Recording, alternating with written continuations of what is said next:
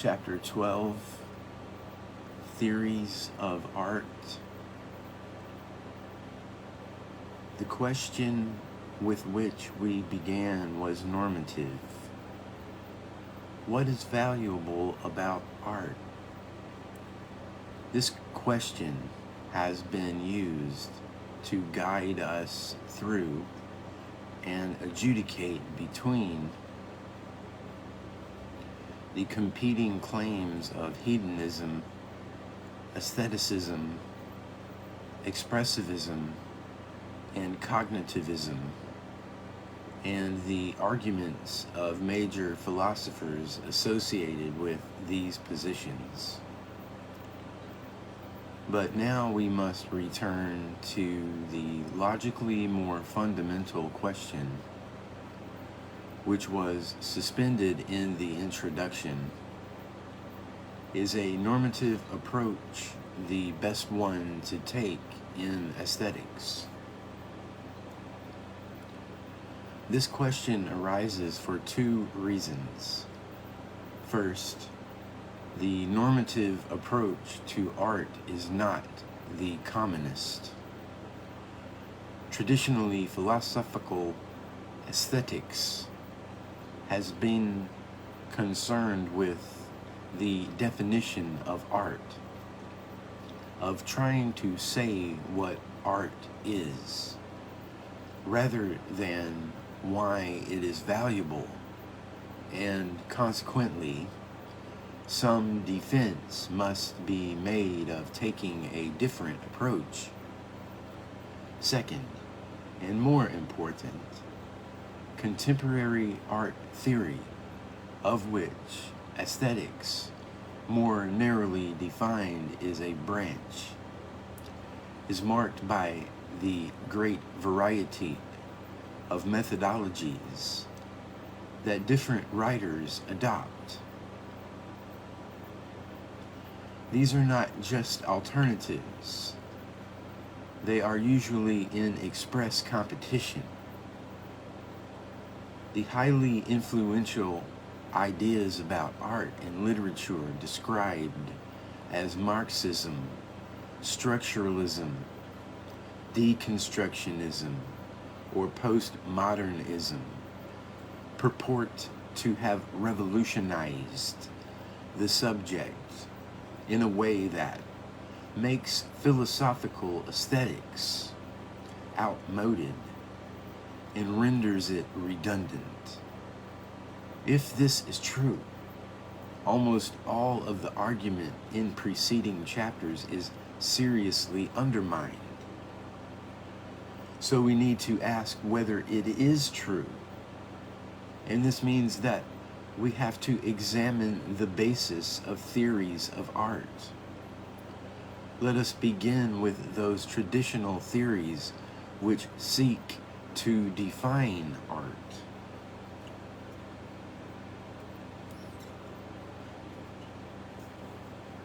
Defining art. The aim of philosophical theories of art that try to define and analyze the concept of art was perhaps most uncompromisingly stated by Clive Bell, who, though not himself primarily a philosopher, was an influential figure in 20th century aesthetics, and is best known for the elaboration of one such theory. If we can discover some quality common and peculiar to all the objects that provoke it, we shall have solved what I take to be the central problem of aesthetics. We shall have discovered the essential quality in a work of art,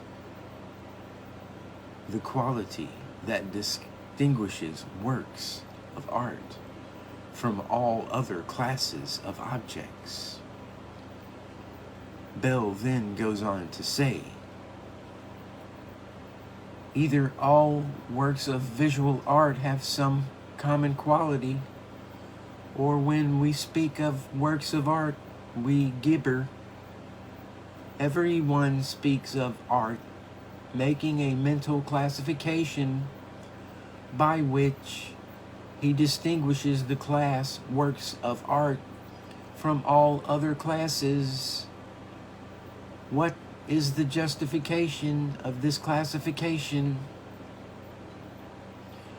What is the quality common and peculiar to all members of this class? Whatever it be, no doubt it is often found in company with other qualities, but they are adventitious. It is essential. What is this quality? What quality is shared by all objects that provoke our aesthetic emotions? What quality is common to Sta Sofia and the windows at Chartres, Mexican sculpture, a Persian bowl, Chinese carpets, Giotto's frescoes at Padua, and the masterpieces of Poussin, Piero della Francesca, and Cézanne? Bell in Neal and Ridley, 1995. Bell's answer to his own question is that what is shared by all works of art is significant form. But what he takes to be the central problem of aesthetics is of primary concern here. Bell is interested chiefly, perhaps exclusively, in the visual arts. Even so, he gives expression to a general aim found in many writers, namely, the hope of formulating a definition of art that will state the necessary and sufficient conditions for something's being properly classified as a work of art. To state the necessary and sufficient conditions of art is to set out the properties something must have in order to be a work of art, and the properties it does have which will guarantee that it is.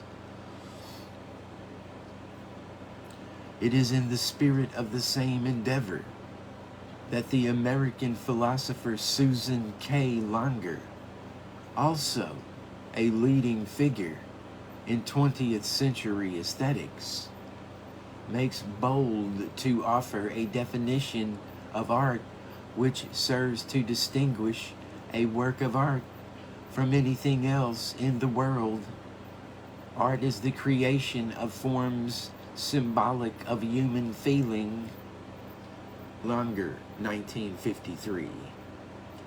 So, 2, as we saw in chapter 3, the Italian philosopher Benedetto Croce advances the simple, if somewhat obscure, theory that art is the expression of intuition, and clearly he offers this formula as an account of necessity and sufficiency.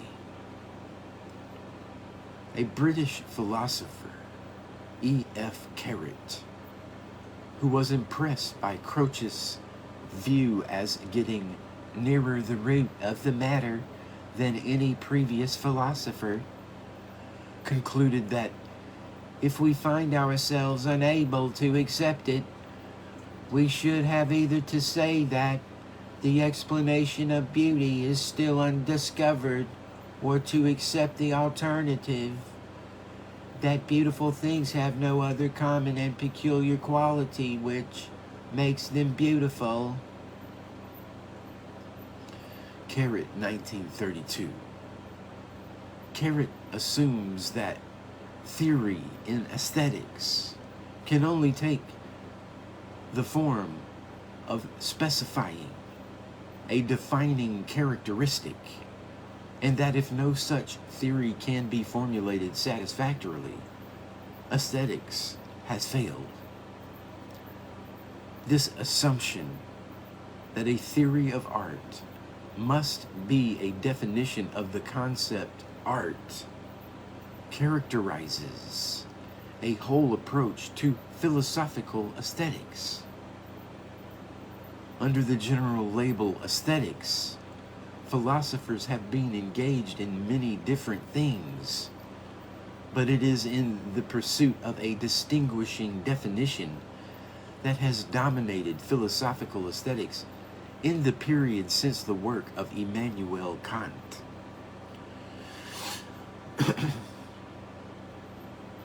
Indeed, although philosophers since Plato have talked about art and have frequently followed Plato in the search for philosophical definitions, it would not be an exaggeration to say that Kant was the founder of aesthetics, as it has generally been understood.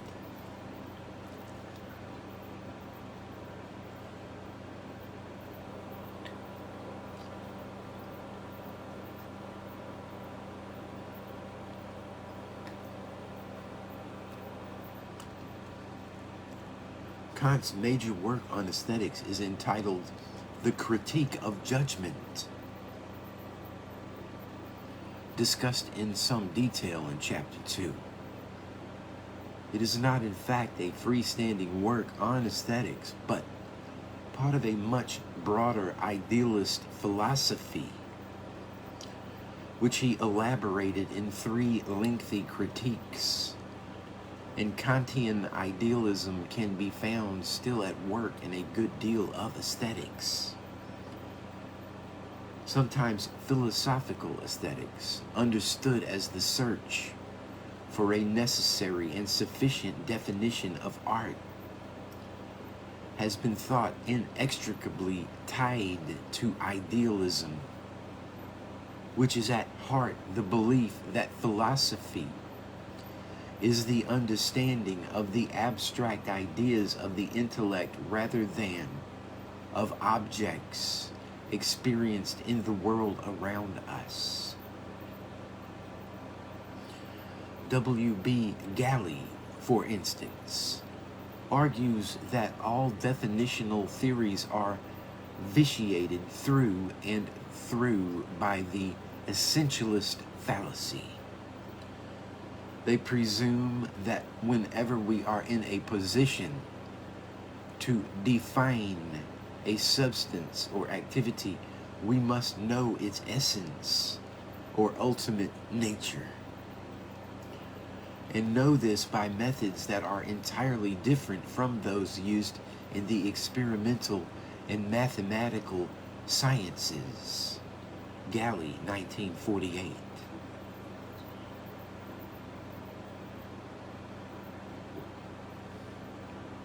However, the stated task of philosophical aesthetics, to arrive at a definition, conception, or characterization of art that makes explicit the necessary and sufficient conditions for something's being a work of art, does not need to be, and as a matter of fact, is not always accompanied by idealist metaphysics. Contrary to Galley's claim in other writers, the search for the defining characteristic of art is more readily construed as empirical or factual. A survey of the facts about art as we know it, one which does use something like the methods of the sciences. John Hospers, for instance, thinks the expression theory of art, which was examined in Chapter 3, is to be construed in this way. The famous essay in which he scrutinizes the claim that all art must be expressive of something or other, so much so that a non-expressive work of art is a contradiction in terms, criticizes it for failing to fit relevant facts. If the expression theory is presented not as an a priori pronouncement, but as an actual account of the creative process in artists, it will have to stand the empirical test, namely, in all cases of admitted works of art, was the process of its creation such as the expression theory describes, and I do not see any evidence that it holds true in all cases. Hospers, 1955. That the generally opposing philosophical doctrines of idealism and empiricism may both accommodate in the traditional project of aesthetics is clear testimony to how dominant an approach this has been. Indeed, according to Morris Weitz, who does not take into account Marxist or other sociological theories, the aim of arriving at a definition of art is common to all the major aesthetic theories of the modern period. Each of the great theories of art, he says, formalism, voluntarism, emotionalism, intellectualism, intuitionism, organicism, converges on the attempt to state the defining properties of art.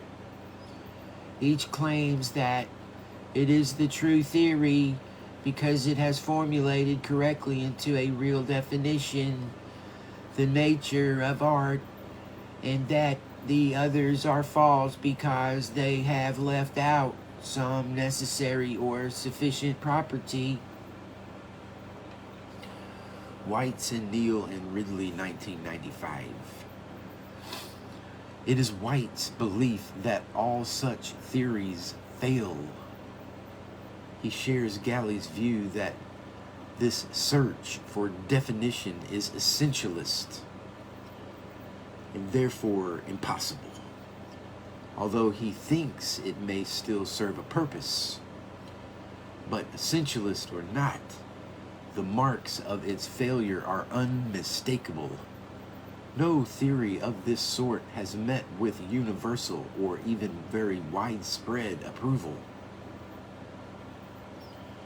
Kant's definition of the aesthetic, not quite the same, admittedly, as a definition of art, as purposiveness without purpose. Croce's intuitionism, Bell's significant form, or Langer's symbolic feeling, have all had as many critics as advocates.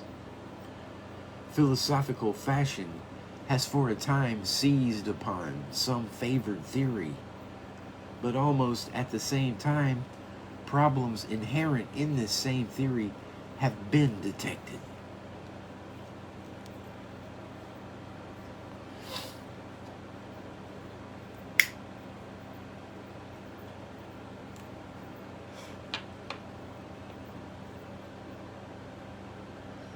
Problems with a theory do not constitute a conclusive objection to the enterprise.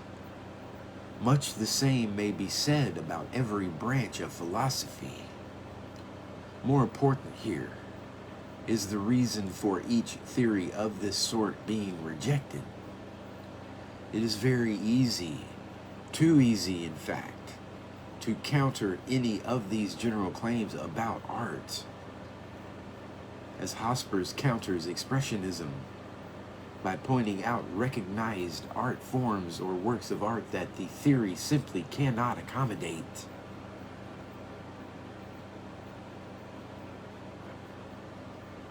For instance, many works of literature appear to have significant content, as well as a significant form.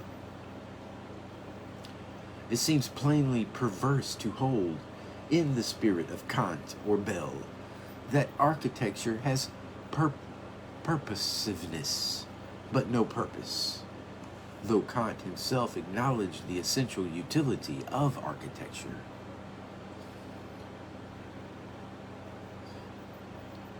Again, while poetry and drama and representational works in general may easily be thought to be expressive, a love poem is an obvious example. It is difficult and may be impossible to say what, or even whether, absolute music, music without words, could be said to express. Absolute music and abstract art can be made to fit the significant form theory better, and so perhaps can ballet. But films cannot, because they are usually made up of scenes and actions and tell a story. And opera, which is in many ways an amalgam of all the arts, can always be relied upon to produce counterexamples to any definitional theory. In short, philosophical definitions of art invariably involve unwarranted generalization. This is the first major objection. There are, it is true, rejoinders that can be made on behalf of all these theories, but their uniform and manifest failure to fit the facts about art is a major difficulty for philosophical aesthetics as a whole.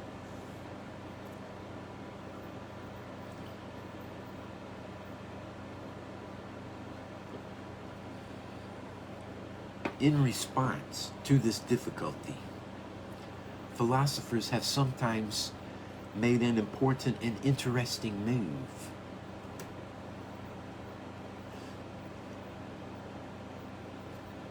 If a form or a work of art does not fit their preferred definition, they claim it is not art proper or true art. The validity of invoking this definition needs to be considered closely. It has often been regarded as a bit of cheating, a way of bending the theory to fit the facts. But what it actually does is to convert a descriptive definition of art into a prescriptive or normative one, and there is no reason not to attempt the express formulation of a normative conception of art. The difference is that the aim of a descriptive definition is to include all the things called art. The aim of a normative one is to sort out from among the things known as art those that truly deserve the label. Normative conceptions of art is a topic to which we will be returning at the end of this chapter. For the moment, however, let us remain with descriptive definitions and see what other difficulties they present.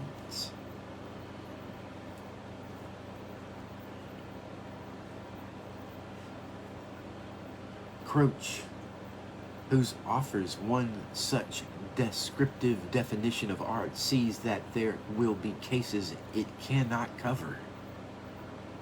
But he argues that since the different art forms simply cannot be everywhere distinguished one from another clearly, there is no sharp division between fine art and jewelry, for instance. We have no choice but to resort to generalization. It is not only legitimate but inevitable and not peculiar to aesthetics. A clear distinction between light and dark, for example, will not encompass the partially lighted. But even if Croce is right in this, there is a further deeper difficulty. What is the generalization to be about? This is the second major difficulty, confronting philosophical aesthetics. In the history of the subject since Kant, there has been continual uncertainty as to whether the subject matter of art theory is a subjective state of mind, the aesthetic attitude, discussed at some length in chapter 3.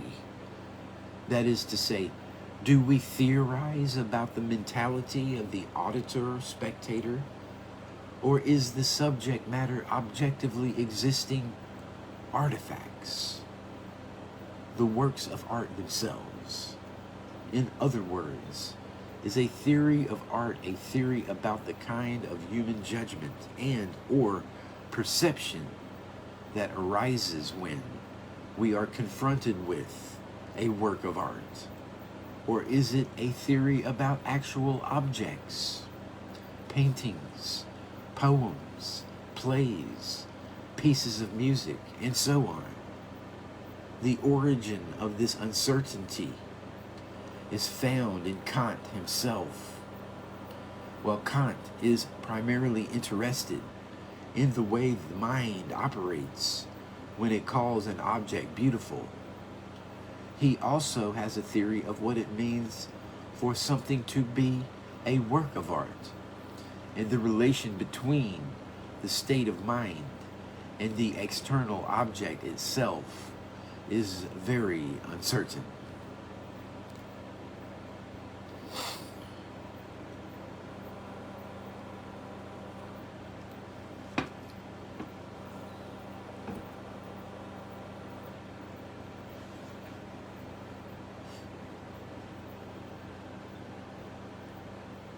Arguably, this uncertainty has plagued philosophical aesthetics ever since Kant.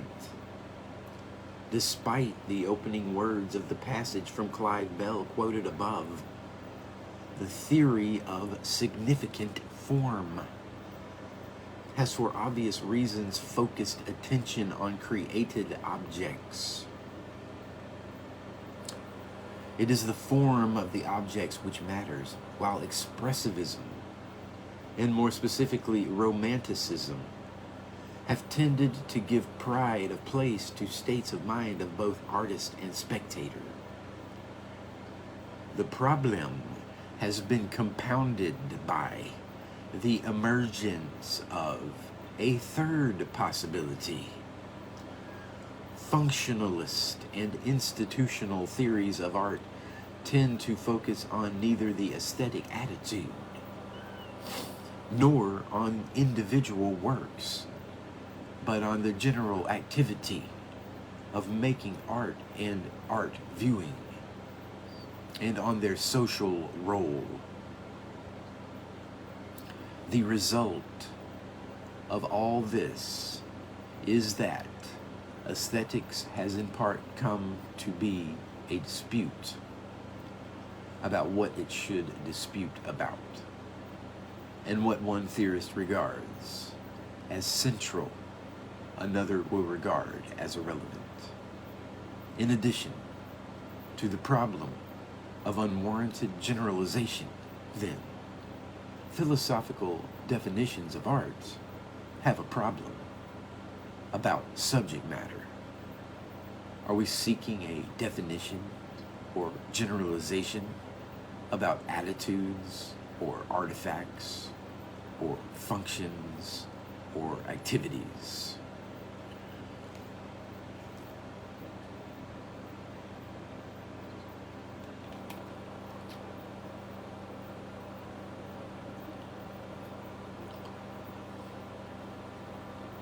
Even if both these difficulties could be overcome, and many writers have thought they can be, there is a third. This is the objection that most alternative sociological theories have made their starting point.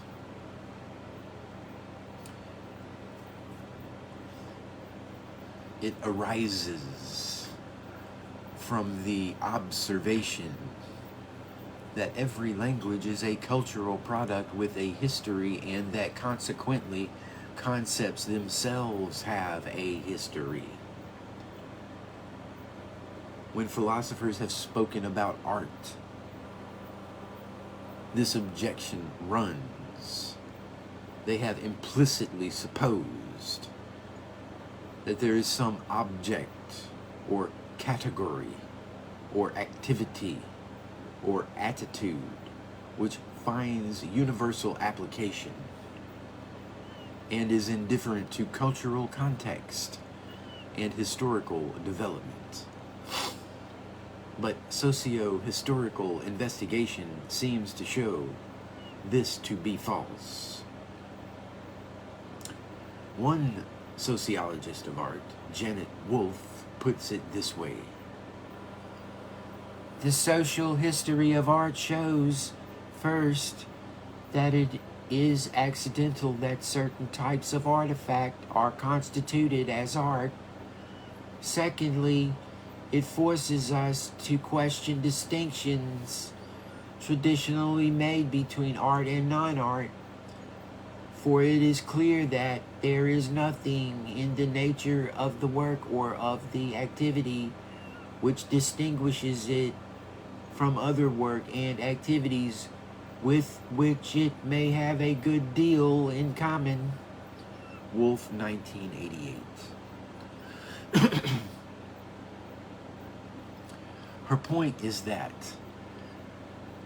what is regarded as art as at any one time is the outcome of social influences, not of the nature of the art objects themselves. This important fact, according to Wolfe, will not be overcome by appeal to the accepted conclusions of art criticism. Aesthetics can find no guarantee of any corpus of works or canon in art criticism or literary criticism. These discourses, too, are the historically specific product of social relations and practices, and hence as partial and contingent as art and literature themselves. In other words, the mind of the art critic, or the reading public for that matter, is not itself immune to social interests and conditioning. Art critics do compile lists of classic works, but this list is a subject to historical influence and change as the concept of art itself. The precise force of the sociological objection to traditional aesthetics will be considered more closely at a later time. For the moment, it is enough to observe that something in this sociological line of thought is incontestable. What is to be called art is not even today universally agreed upon, and we do not have to look very far to see that. The concept of art with a capital A does not have application in many other times and places.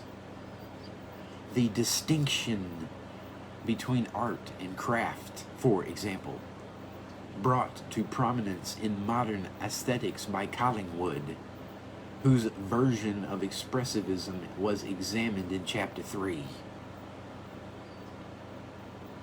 cannot be translated into the language of Plato and Aristotle, nor is it easy to relate this distinction to that which was made during the 18th century between fine and mechanical arts.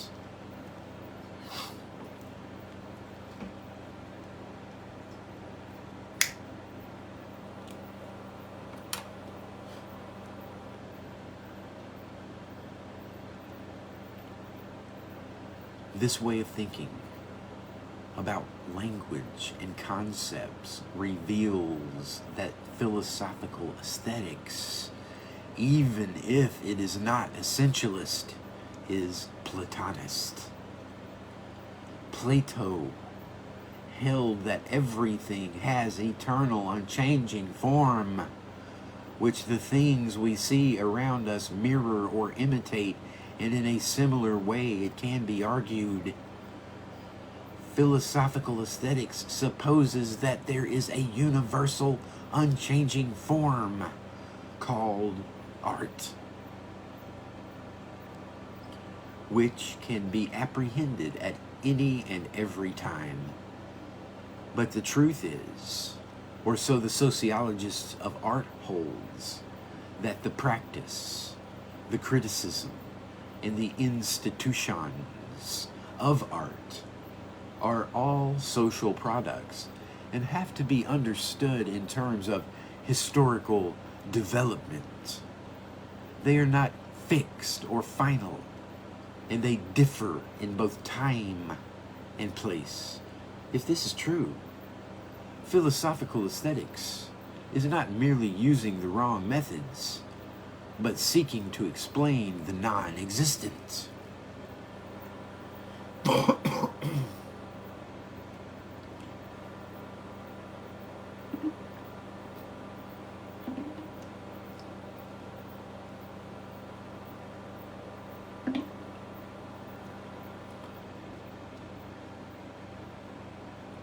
To summarize, philosophical aesthetics as inspired by Kant seems to suffer from three major difficulties.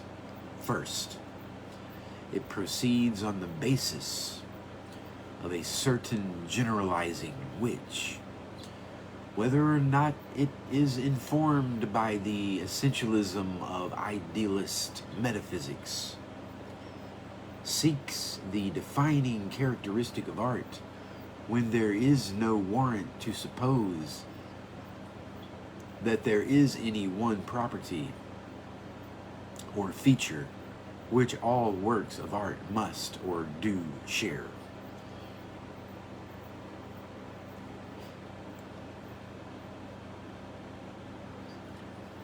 Inevitably, every definition fails to accommodate all the facts, because the facts are just too various. Second, philosophical aesthetics has a deep-seated uncertainty about what the possessor of this characteristic is, even if it could be found. Is it the work, the attitude we bring to it, or the whole complex of activity of which these are both part? Third, approaching art in the traditional manner of philosophical aesthetics ignores the incontrovertible fact that the concept of art is not an unchanging form laid up for all eternity, but a socially and historically determined conception whose application, if it has one, is correspondingly limited.